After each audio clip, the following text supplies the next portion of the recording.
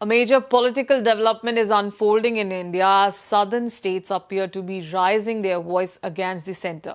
Karnataka Chief Minister Siddaramaiah has written a letter to Tamil Nadu Chief Minister M.K. Stalin, sparking a fresh debate on centre-state relations.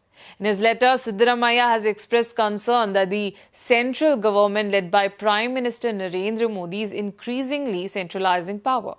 According to him, this shift is weakening the federal balance that was carefully designed in the constitution.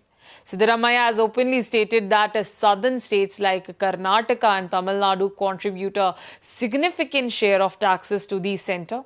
However, he argues that they are not receiving their fair share in return.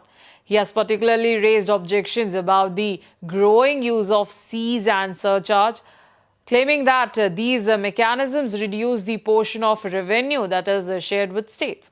Sharing details of the letter on social media, Siddaramaiah emphasized that federalism is not just a political slogan, but the foundation of India's constitutional structure.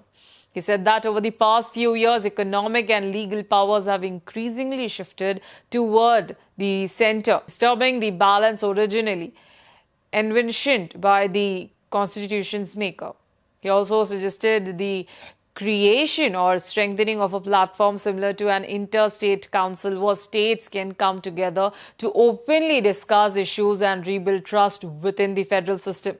The letter is being seen as more than just communication between two chief ministers.